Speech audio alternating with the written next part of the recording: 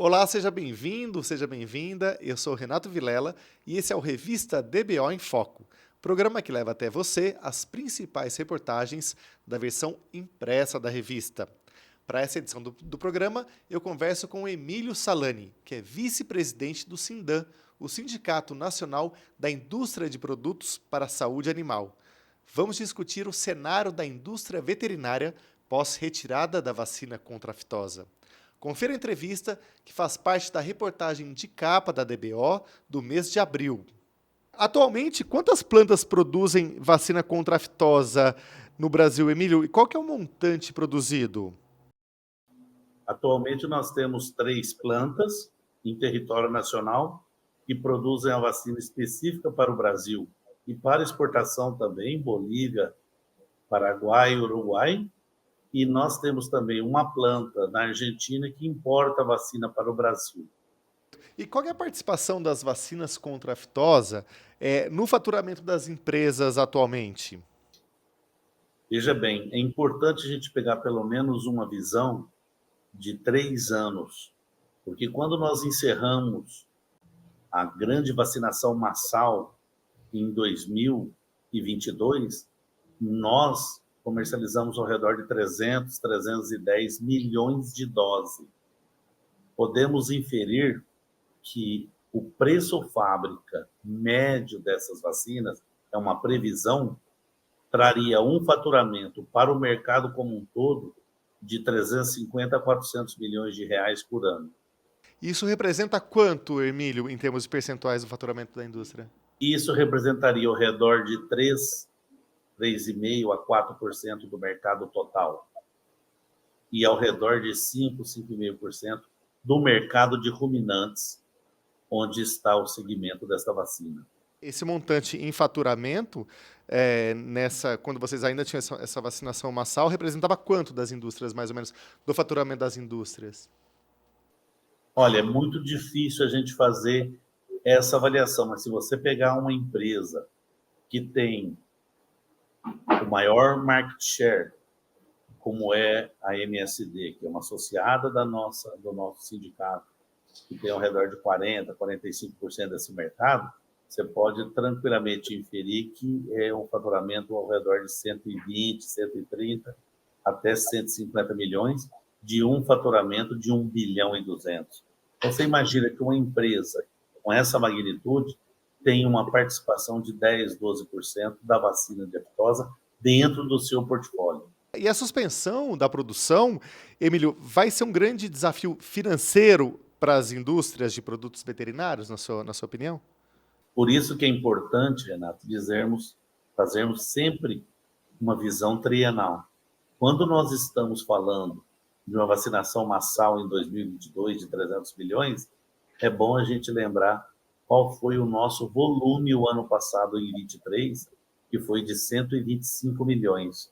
E a expectativa desse ano, 79 milhões. Então, você vê que nós fomos saindo também devagar, conforme as regiões foram se certificando de livre sem vacinação, nós fomos adequando nossos estoques. Mesmo assim, nós auxiliamos bastante o Ministério da Agricultura em ter um estoque de segurança robusto até que o Ministério pudesse adequar as suas questões de banco de vacina e de antígeno. Emílio, hoje você disse que são três empresas, né? No total, nós chegamos a ter quantas empresas fabricando vacinas para aftosa no Brasil? 3 já tinham encerrado as atividades, 2 realmente parado e uma feito um acordo com a empresa atual que estava operando. Então, nós chegamos até o nível de 6 empresas fabricantes, com 7 comercializadores, e nós estamos encerrando esse programa, que, como você bem disse, é muito importante, um dos maiores programas de erradicação de uma enfermidade do mundo, com 3 empresas fabricando e 4 comercializando. Lembrando que tem uma empresa também que importa da Argentina e comercializa no Brasil. Então, se você falar qual que é o pacote completo de abastecimento, são 4 provedores, fabricantes, com 5 comercializadores. são fábricas muito modernas, né? De biosseguridade, enfim. O que vai ser feito dessas plantas? Essas empresas já vêm há 6 meses ou mais, desde o meio do ano passado, desativando e encerrando as suas atividades.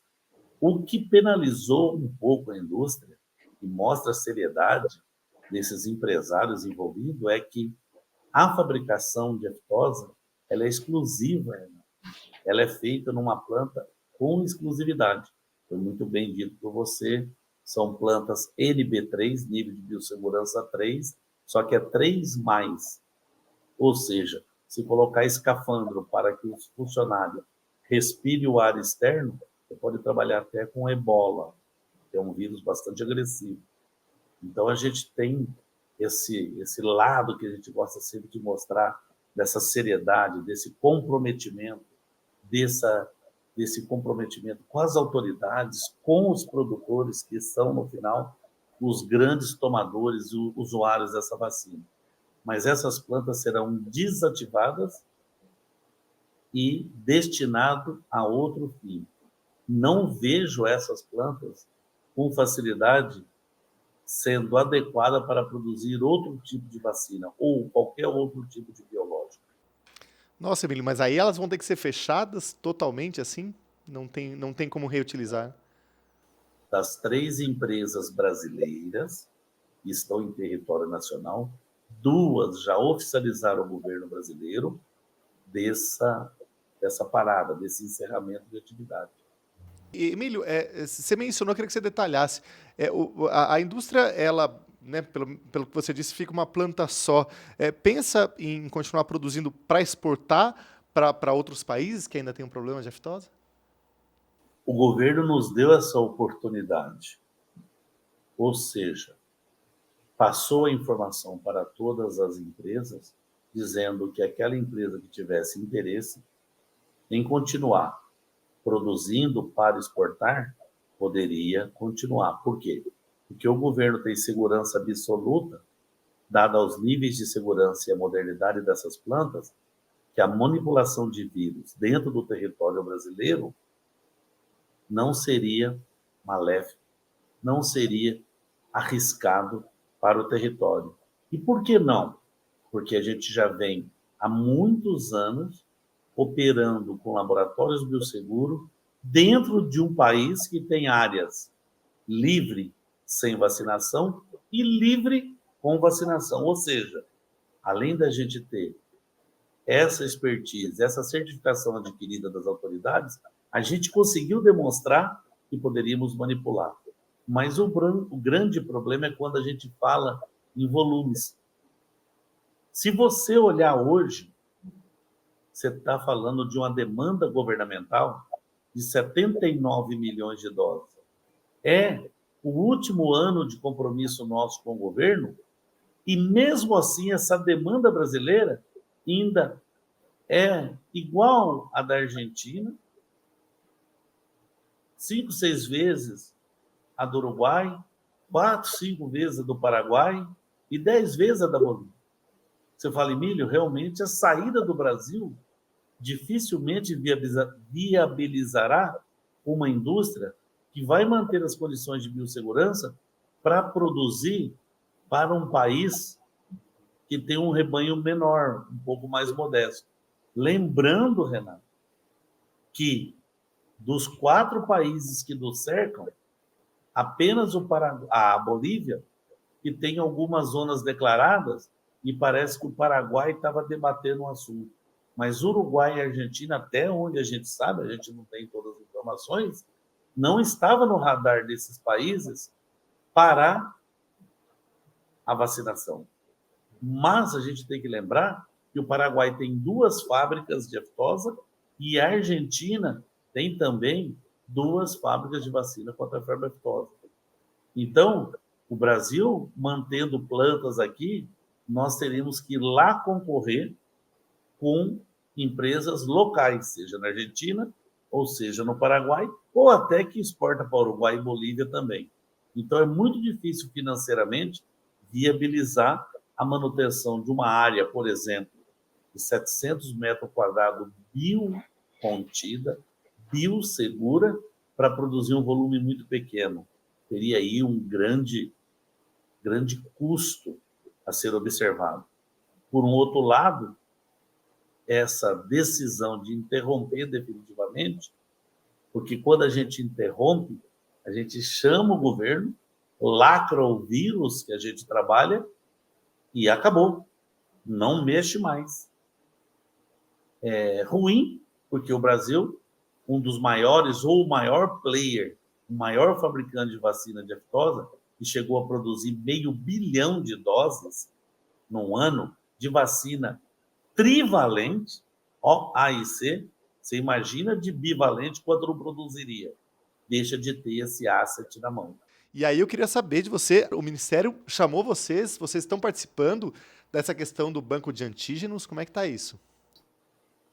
O Ministério da Agricultura emitiu documentos para o Sindan apenas para conhecimento. E com cada uma das indústrias no Brasil, ele encaminhou documentação fazendo uma série de perguntas e, inclusive, cotações.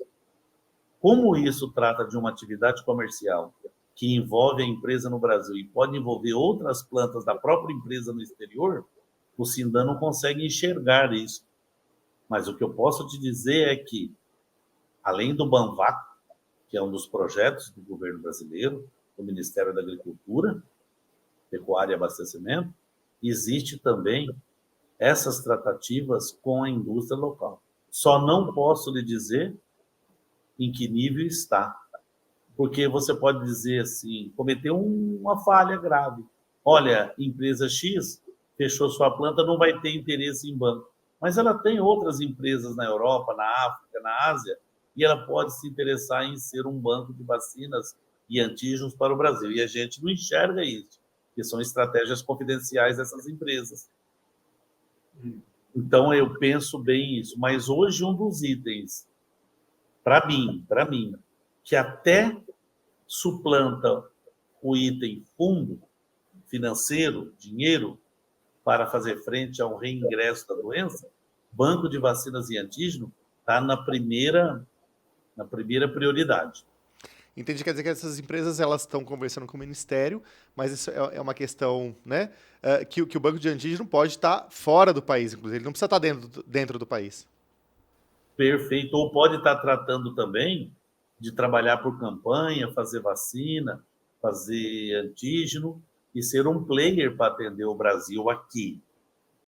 Emílio, todo mundo sabe, né, que o produtor, de um modo geral, ele aproveitava o manejo da vacinação em maio, em novembro, para poder fazer a vermifugação dos animais, né, a aplicação dos indectocidas. Vocês esperam uma queda no consumo desses produtos, na venda desses produtos, com essa medida, com a retirada da vacina? Nós só não conseguimos mensurar com exatidão a queda de utilização de insumos devido à parada da compulsoriedade da vacina. Mas que teve. Foi um pouco mascarado, Renato, devido também à grande queda que teve no preço da arroba do boi. O que a indústria, né, tem feito para que o produtor mantenha ali o uso dos indectocidas, para manter a vermifugação? Tem alguma campanha, alguma estratégia que a indústria está fazendo?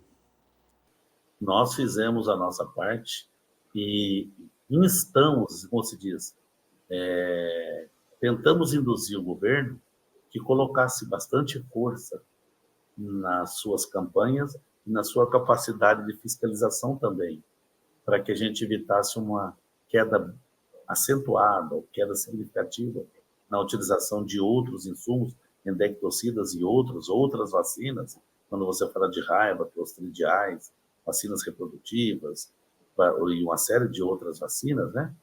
A indústria acabou sentindo um baque, uma diminuição na comercialização de produtos que sempre eram agregados à operação vacinação contra a febre aftosa. Durante a campanha do ano passado, outubro, novembro, eu vinha sempre municiando as autoridades para estimulá-los a colocar toda a força de comunicação que o governo tem e a sua força como órgão regulador para que o produtor não se esqueça de utilizar os medicamentos necessários. E você acha que o governo tem cumprido com essa demanda, Emílio? Você está satisfeito com as ações? Mas a gente percebeu uma sensibilização muito forte do governo e as ações. Só que também teve uma mudança de governo, né? Acabou mudando o governo, mudaram-se algumas peças do Ministério da Agricultura e a coisa foi se acomodando ao longo dos meses. A gente não consegue mensurar, mas a gente viu uma preocupação bastante grande do governo em estar colocando essa ferramenta de poder de persuasão, de dizer, de fiscalizar, para que o pecuarista viesse a usar os outros produtos. Lembrando que quando você fala de plantas credenciadas, de exportações e tal, esses assets que o Brasil tem, esse grupo de plantas certificada, esses clientes obtidos pelo Brasil a duras penas, é dependente de um animal especial, que é um animal não tão rústico.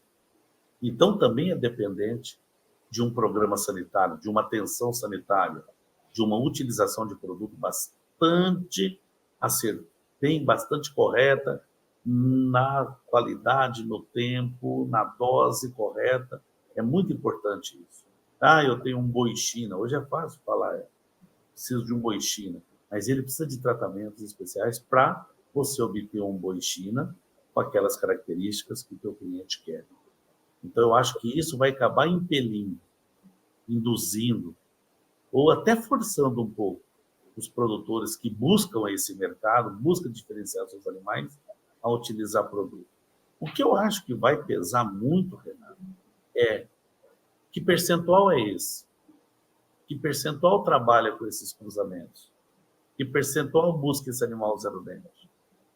Esse animal abaixo de 24, animal de 18 mil. Quem é? Quanto que é isso? É 10, é 15, é 20, é 5, 30%? Então, isso é super importante. Agora, a crise que assolou a pecuária realmente nos pegou assim, deixou a gente com a visão turva, embaralhada. Se nós tivéssemos mantido os patamares, daria para a gente ter uma certeza mais clara de qual foi o impacto da parada de vacinação. Qual a doença, na tua opinião, deveria ser a bola da vez, assim, para o país atacar, assim, para erradicar? No subsegmento de saúde animal que diz respeito a ruminantes bovinos, para nós é muito, muito, muito claro. O pacote, a tríade, raiva dos herbívoros, clostrídio dos bovinos e a brucelose bovina, que quando você olha esse pacote, você tem alguma coisa ao redor de 400 milhões de doses de consumo de produto. Esse é o foco, esse é o que a gente busca atacar agora, para que a gente não perca esse nível sanitário, esse estándar sanitário obtido. O rebanho brasileiro é tão significativo que quando você pega brucelose, fêmeas de 2 a 7 meses, quanto que se usa de brucelose? Usa-se 26, 27 milhões de doses por ano. Olha o tamanho que é esse negócio. É monstruoso. Então, a gente tem plena certeza que o governo e os laboratórios que estão envolvidos nesses subsegmentos vão realmente trabalhar fortemente para que os índices vacinais de brucelose, raiva e clostridioses, todos voltados para a bovinocultura, não sofram nenhum baque devido a essas questões da parada da vacina contra a febre aftosa. O Programa Nacional, né, de Controle e Erradicação da Brucelose e Tuberculose, a gente pode dizer que ele não teve o mesmo sucesso do PINEFA, né, que conseguiu ali a erradicação. Como representante da indústria, o que você acha que faltou para esse programa conseguir avançar mais na erradicação da brucelose e tuberculose? Você considerar, tem que dividir sempre em dois. Você pega na brucelose, você não tem por que dizer que a obrigatoriedade, a não obrigatoriedade, afeta o negócio. Por quê? Porque é obrigado a vacinar. É fundamental que se vacine. Né? É obrigado a vacinar. Você precisa apresentar a documentação de vacinação. Você precisa ter as identificações de vacinação, como é estabelecido pelo governo. No quesito brucelose, eu acredito que o foco é fiscalização por parte das autoridades e, da nossa parte, divulgação da importância e da excelente relação custo-benefício que tem essa vacina para com os danos que essa enfermidade pode causar em um rebanho. Podemos esquecer que é uma zoonose, correto? Pelo lado de raiva e clostridiose, o governo tem que buscar uma maneira de estabelecer um certo compromisso para que a gente possa manter os níveis que nós temos dessas duas enfermidades. Lembrando que volta e meia a gente escuta um caso de raiva em humanos oriundos de herbívoros. Então, isso não está totalmente descartado. Então, a gente tem que correr atrás disso com muita seriedade para que a gente possa manter isso, porque uma queda brusca da utilização desses produtos coloca o rebanho em risco e a própria indústria acaba se desestimulando, porque quando você não tem mercado, você acaba buscando outras opções. Emílio, você não citou aqui, mas vou puxar também. A cisticercose também não é uma doença também que merece uma atenção também especial. A gente sabe que é uma questão também de saúde pública, né? O controle não é só ali na fazenda, mas o que você vê também sobre essa doença? Para mim, a cisticercose é um grande desafio, para a gente saber que patamar nós estamos. Você acabou de mencionar. Quando você vai tratar de controlar, erradicar a cisticercose, que é muito séria, você vai desde o prejuízo do produtor, prejuízo para os abatedores, com manutenção de carcaça em câmara fria, esfriamento, ocupação de espaço, perda de carcaça, perda de tudo, de espaço, tudo isso, até a questão da zoonose. Então, nós vamos ter que trabalhar, não a 4 mãos, em várias mãos, para que desde a educação sanitária, para que se eduque as pessoas no campo, para que diminua, para que interrompa esse ciclo, até a utilização de produtos nessas zonas que são mais presentes essa enfermidade. Para mim, não sou especialista, Renato, em cisticercose, a primeira coisa que eu faria, se eu estivesse sentado numa posição decisória, uma posição de tomada de decisão, era mapear. Eu acho que hoje tem que mapear onde está a cisticercose e, a partir daí, buscar a causa, estabelecer um local de teste, uma região de teste e testar alguns planos para que a gente possa reduzir, quebrar esse ciclo da cisticercose e evitar todo esse efeito que tem depois do animal contaminado. Eu participei de várias reuniões da Câmara Setorial da Carne Bovina. Esse assunto já foi e voltou várias vezes. Todo mundo ainda tateando, entendendo, aprendendo a tratar, vamos dizer, não endemicamente, mas a tratar a cisticercose em maiores proporções. Então, é muito significativo que isso aconteça. Porque combater a tênia depois da presença é muito complicado. E aí você vai desde a fiscalização ao abate, a mensuração, quantos cisticerco tem, quantos são calcificados, quantos são vivos, quantos não são. Assunto para especialista mesmo. Mas, para mim, eu atacaria primeiro o mapeamento. Ocorre conclamar todo mundo que está na cadeia frigorífica, todo mundo envolvido, para que a gente pudesse levantar as estatísticas de como isso está acontecendo no nosso país. Principalmente, Renato, para não ser pego de surpresa e melhorar a eficácia, a eficiência das medidas a serem adotadas. Porque, se não, por outro lado, eu só vou gritar quando eu tiver um problema acontecendo ou na minha planta ou com meus animais.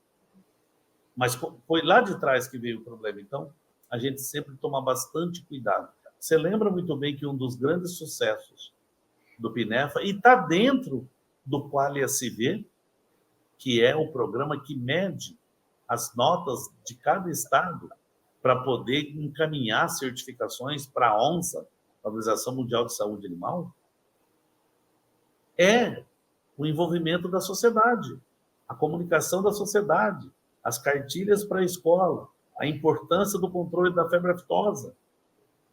Olhando pelo lado zoonose, não é tão complexo quanto esses outros, como Bruxelas, como cisticerco, como a raiva, seja herbívoros ou urbana, mas, por outro lado, você via esse item sempre latente nos debates, nas avaliações, que é comunicação da sociedade. Como nós estamos avisando as escolas, então os alunos estão se desinteirando do assunto e daí por diante. Emílio, para fechar a entrevista agora, eu queria fazer uma pergunta para você e assim, para você responder com essa franqueza que te caracteriza. E eu vou lembrar de uma frase sua que eu uso, eu cito a fonte sempre, que é: quem diz a verdade não merece castigo. Aprendi essa frase com você. Que eu quero te perguntar o seguinte: qual que é a sua visão sobre esse Brasil com um novo status sanitário para a febre aftosa livre sem vacinação? É uma situação desafiadora para todos nós, todos, autoridades, laboratórios, imprensa especializadas, todos, sociedade como um todo, de mostrar que não é um projeto,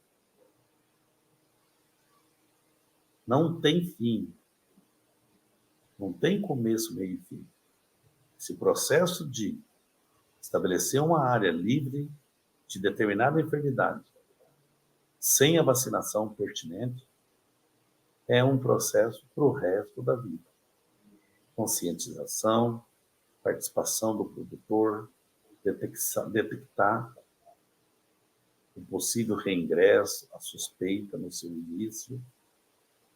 E isso tudo, Renato, nós todos seremos estimulados minha maneira modesta de pensar. Se os benefícios desse status forem evidentes, forem claros, forem horizontalizados. Todos nós que estamos na cadeia, bacana, eu da indústria tenho um rebanho diferenciado, aceita nova tecnologia, novas ferramentas, métricas. Eu, produtor, tenho meu animal destacado, qualificado, eu posso investir, que eu sei que eu tenho diferenciação, estou comercializando adequadamente. Eu, autoridade, tenho minhas verbas não contingenciadas, meus fiscais no campo, verificando, meus trabalhos sendo feitos, meus exercícios sendo feitos. O consumidor consciente e preparado para cobrar de nós todos, que eu quero, eu, consumidor, enquanto consumidor, um alimento seguro, adequado, que eu tenha segurança alimentar no meu prato, qualidade, uma proteína de qualidade, tanto em quantidade quanto em qualidade.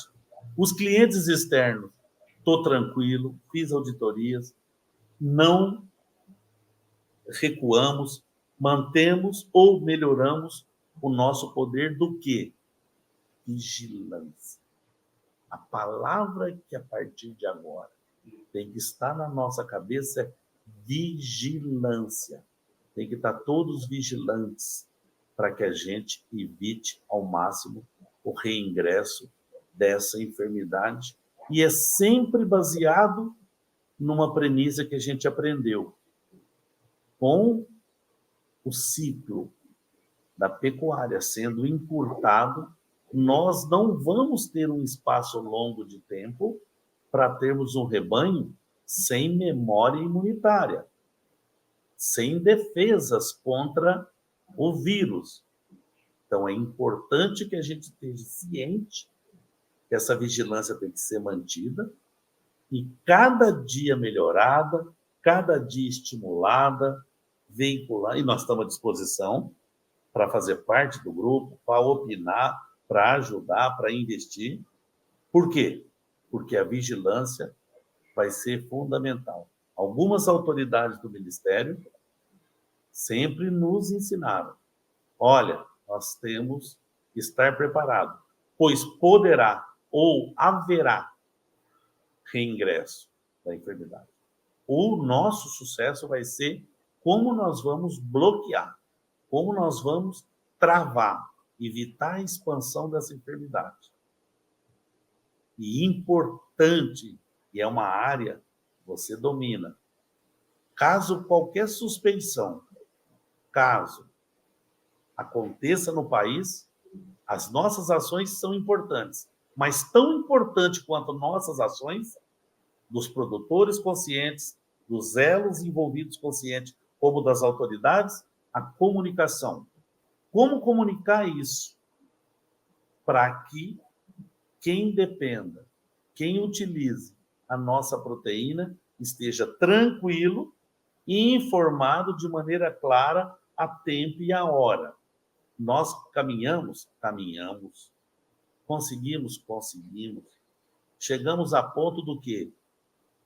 De olhar lá para trás e falar que nós tínhamos 200, 300 mil litros de vacina sendo distribuído de 2 a 8 graus em todos os rincões desse país. Tudo mérito de todo o nosso grupo que nós trabalhamos. Mas a partir de hoje é vigilância. Todos têm que estar vigilantes. E a ponta, que é o produtor rural, tem que estar atento. Qualquer evento não pode passar desapercebido. As autoridades têm que ser comunicadas. Emílio, muitíssimo obrigado pela sua entrevista. Mais uma vez, é sempre muito rico em conteúdo. Agradeço a tua participação. Eu que te agradeço, Renato, a oportunidade e vou estar sempre à sua disposição. Chegamos ao final desse episódio. Lembrando que você pode acessar esse conteúdo a hora que você quiser no nosso canal do YouTube e também no DBO Play. E se você gostou do programa, não deixe de curtir, compartilhar, comentar e se inscrever em nossos canais. Obrigado e até a próxima!